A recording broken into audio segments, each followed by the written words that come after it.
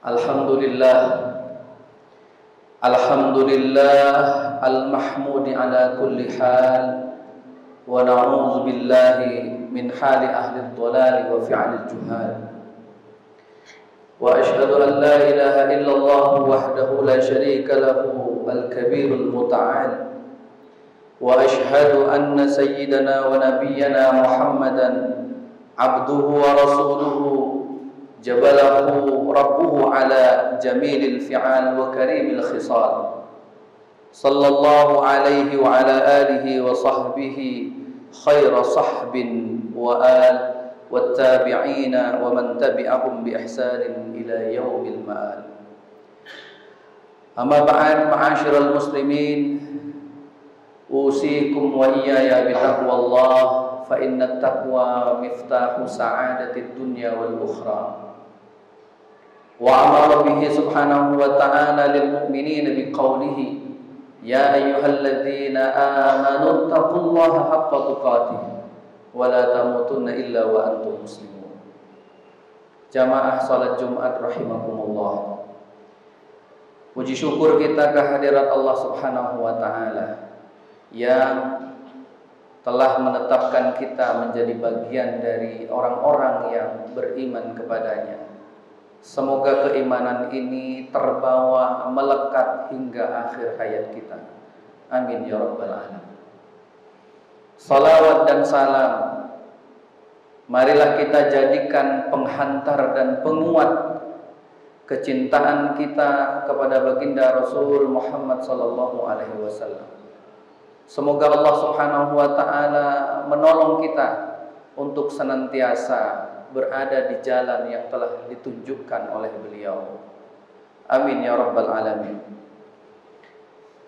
Jamaah salat Jumat rahimakumullah, banyak usaha yang harus dan bisa kita lakukan untuk menguatkan rasa takut kita kepada Allah subhanahu wa ta'ala.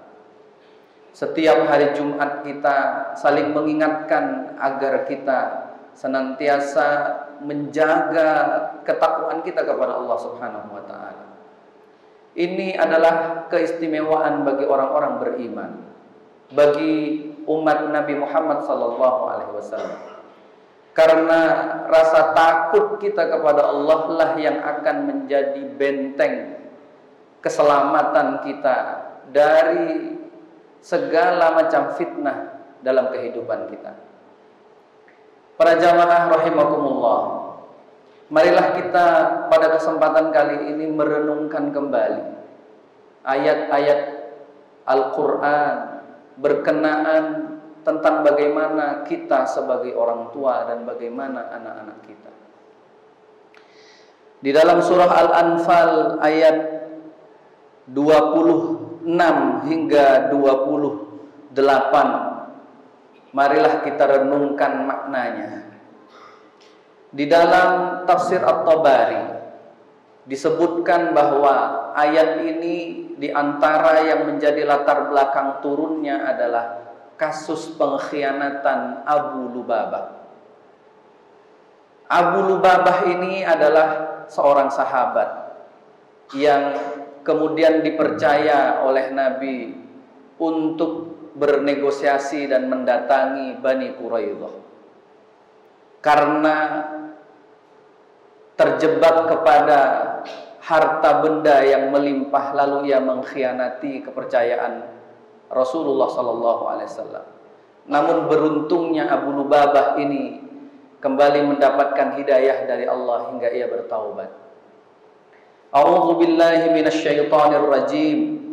Wadhkuru idh antum qalilum mustad'afuna fil ardi takhafuna ayyatahaffadhukumun nas fa'awakum wa ayyadakum binasrihi wa razaqakum minat tayyibati la'allakum tashkurun. Kalau kita melihat makna dari ayat-ayat yang terdapat di dalam surah Al-Anfal 26 hingga 28 ini, Allah subhanahu wa ta'ala mengingatkan kepada kita bahwa ingatlah masa-masa sulit kalian Bukan hanya sahabat-sahabat yang ketika hidup di Makkah yang mengalami kesulitan karena tekanan dari orang-orang kafir Quraisy. Kesulitan itu juga dialami oleh kita. Bagaimana kita dalam awal karir, awal pekerjaan, awal bisnis yang susahnya luar biasa. Lalu karena pertolongan Allah dan usaha kita yang serius, lalu Allah Subhanahu wa ta'ala menolong dan menguatkan kita semua, sehingga kita kemudian mendapatkan atau memiliki kemandirian baik secara sosial maupun secara ekonomi. Oleh karena itu Allah Subhanahu wa ta'ala melanjutkan, kalau kalian sudah ditolong oleh Allah, wa ayyadahu, ditolong oleh Allah, wa ayyadakum binasrihi wa razaqakum minat thayyibat, yang harus dilakukan adalah senantiasa mengingat bahwa itu adalah pertolongan Allah agar kita senantiasa mensyukuri. Kesuksesan kita hari ini sampai di titik manapun, di level manapun, semata-mata karena Allah Subhanahu wa ta'ala yang berkenan menolong kita. Sehingga kata Allah, kalaupun kita masih tetap menjadi orang-orang yang beriman, maka ya ayyuhalladzina amanu la takhunullaha war rasul. Yang pertama yang harus dilakukan, jangan pernah mengkhianati Allah dan Rasulnya. Bagaimana para ulama tafsir menjelaskan kalimat ini? Menurut mereka, janganlah kalian mengabaikan yang sudah Allah dan Rasulnya wajibkan dan melanggar apa yang sudah dilarang. Selain itu, bentuk kesyukuran dan ingat kita kepada Allah atas pertolongannya adalah wa takhunu amanatikum wa antum ta'lamun, dan jangan pernah kalian mengkhianati amanah yang telah diberikan. Pengkhianatan terhadap amanah itu ada hubungannya dengan ayat sebelumnya tadi itu. Karena bisa jadi yang membuat orang itu mengkhianati adalah karena gelimang harta yang menggoda dirinya, berada di depan mata, ada kesempatan, apalagi kesempatan itu kemudian bertemu dengan otoritas. Tapi selain pengkhianatan kepada Allah, kepada Rasulnya, kepada amanah yang diterima, dipercayakan kepadanya, berdasarkan harta benda, juga pengkhianatan itu bisa jadi karena ada faktor yang mendorongnya.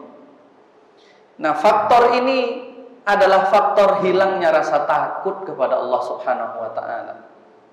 Karena barangkali di antara orang-orang yang beriman sesekali atau seringkali menganggap bahwa Allah tidak pernah mengawasinya, bahwa Allah tidak pernah tahu apa yang ia rencanakan, sehingga ia lepas bisa merekayasa apapun yang berada di bawah otoritasnya. Belum lagi kalau itu kemudian menjanjikan penghasilan yang melimpah. Disinilah yang harus kita waspadai pada ayat yang ke-29. Allah Subhanahu wa ta'ala menekankan kepada kita, wa'lamu, ketahuilah oleh kalian semua orang-orang yang beriman, annama amwalukum wa auladukum fitnah, bahwa harta benda, anak itu berpotensi menjadi petaka. Tentu tidak semua harta, tidak semua anak berpotensi menjadi petaka. Karena di dalam Al-Quran, perkara anak ini klasifikasinya secara umum disebutkan ada dua oleh Allah. Yang pertama disebut dengan zurriyatan thayyibah, anak yang baik, yang keren, yang membanggakan orang tua, yang baik, yang bermanfaat, membawa keberkahan. Tapi yang mengerikan dan kita tidak menginginkan itu adalah zurriyatan di'afa, anak-anak yang lemah. Bukan hanya lemah secara ekonomi, secara finansial, tapi yang paling ditakutkan adalah lemah secara iman dan karakternya. Maka anak itu sebenarnya dalam Islam adalah objek. Kita bisa membaca di dalam hadis Sahih Bukhari bagaimana sahabat Abu Hurairah menjelaskan bahwa Nabi Muhammad SAW berpesan kepada kita, "Ma min mauludin illa yuladu 'alal fitrah fa abawahu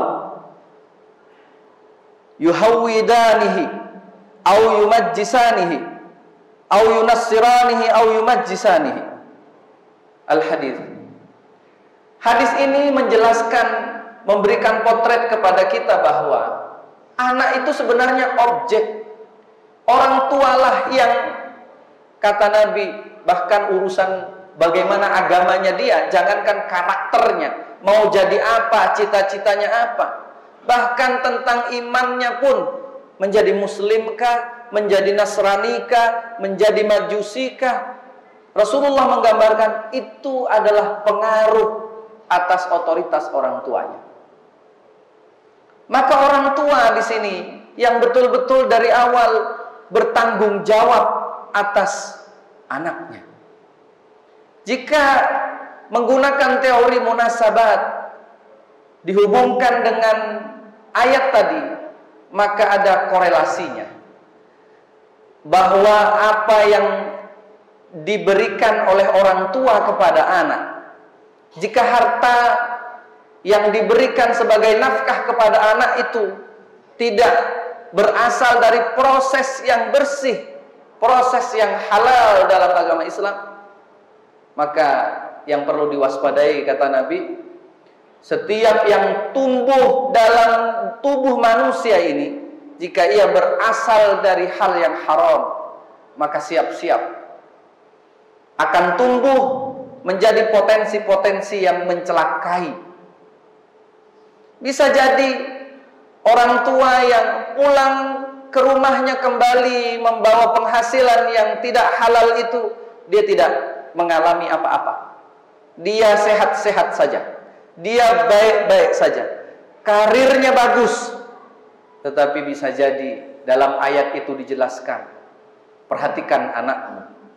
Bisa jadi karena anakmu, karena karakternya tidak baik, karena karakternya lemah, lalu dia melakukan kezaliman dan dia menjadi pemicu orang tuanya mengalami petaka, mengalami kehancuran sehancur-hancurnya. Kita tahu, bahkan kita sering berdoa setiap ba'da adzan diakhiri dengan kalimat innaka la tukhliful mi'ad. Allah tidak pernah mengingkari janjinya. Ayat ini adalah janji dari Allah bahwa anak, harta benda itu berpotensi menjadi malapetaka. Tentu malapetaka itu berbanding lurus dengan bagaimana membentuk anak, bagaimana memperoleh harta benda yang kemudian menjadi makanan anak itu. Ini adalah fenomena yang kita ketahui bersama belakangan ini. Dan kita berdoa, berharap kepada Allah, serta kita berusaha saling mengingatkan dan mengupayakan. Jangan sampai kita pulang ke rumah kita kecuali kita membawa penghasilan yang benar-benar clean and clear bahwa itu adalah halal, hak kita. Sehingga ketika ia masuk ke dalam perut keluarga kita, anak kita, dia tidak menjadi potensi malapetaka, atau dalam istilah Al-Quran tadi, fitnah. Kita diajarkan untuk berdoa, Allahumma aghnina bihalalika an haramik. Kita harus tegas. Perkara penghasilan ini, doanya kepada Allah harus tegas. Ya Allah, saya hanya ingin Engkau cukupkan dengan yang halal saja. Jauhkan dan jangan kasih jalan terhadap yang haram. Demikian juga perkara anak. Kita minta kepada Allah agar kita dianugerahi anak-anak yang zurriyatan thayyibah, anak-anak keturunan yang membanggakan, zurriyatan thayyibah yang menjadi qurrata a'yun, pelipur lara, pelipur hati kita, sehingga Di masa-masa kita harus rehat karena usia, anak-anak kita menjadi anak-anak yang birrul walidain, yang berbakti kepada orang tuanya, yang membanggakan orang tuanya. A'udzu billahi minasyaitonir rajim. Bismillahirrahmanirrahim. Wal 'asri innal insana lafi khusrin illa alladziina aamanu wa 'amilus solihati wa tawassaw bil haqqi wa tawassaw bis sabr. Barakallahu li wa lakum fil Qur'anil 'azim wa nafa'ani wa iyyakum bima fihi minal ayati wa dzikril hakim wa taqabbala minni wa minkum innahu huwas samiul 'alim.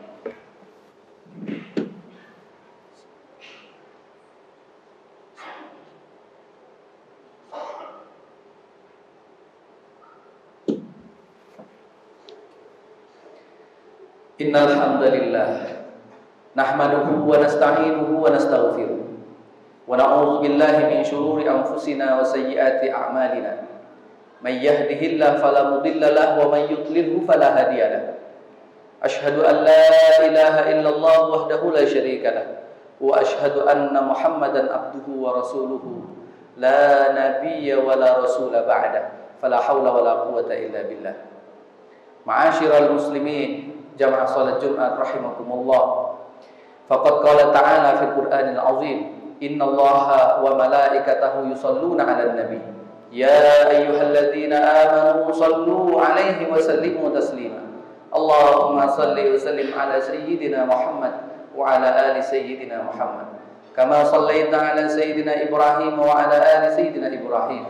Wa barik 'ala sayyidina Muhammad wa 'ala ali sayyidina Muhammad. Kama barakta 'ala sayyidina Ibrahim wa 'ala ali sayyidina Ibrahim fil 'alamin innaka Hamidum Majid. Allahumma ighfir lil muslimin wal muslimat wal mu'minin wal mu'minat al ahya'i minhum wal amwat innaka qaribun mujibud da'awat. Allahumma a'inna 'ala dzikrika wa syukrika wa husni ibadatik. Allahumma arinal haqqa haqqan warzuqna ittiba'ah wa arinal batila batila warzuqna ijtinabah. Allahumma ya Allah aghnina bihalalika an haramik wa bita'atika an ma'siyatik wa bifadlika amman siwa. Allahumma inna nas'aluka minal khairi kullih ajilihi wa ajilihi ma'alimna minhu wa ma lam na'lam wa na'udzu bika minasyarri kullih ajilihi wa ajilihi ma'alimna minhu wa ma lam na'lam. Allahumma inna nas'aluka ridhaka wal jannah wa na'udzu bika min sukhtika wan nar. Ighfir lana dhunubana wa liwalidina wa ahlina wa yassir umurana wa wasi' arzaqana wa hull mushkilatina waqdi hawaijana warfa' darajatina wa kaffir 'anna sayyi'atina. Rabbana la tuzigh qulubana ba'da idh hadaytana wa hab lana min ladunka rahmah innaka antal wahhab wafrigh 'alaina sabra wa tawaffana muslimin. Rabbana atina fid dunya hasanah wa fil akhirati hasanah wa qina adzabannar. Ibadallah, innallaha ya'murukum bil adli wal ihsan wa ita'i dzil qurba wa yanha 'anil fahsya'i wal munkari wal baghi ya'idzukum la'allakum tadhakkarun wa la dzikrullahi a'azzu wa ajallu wa akbar. Aqimus shalah.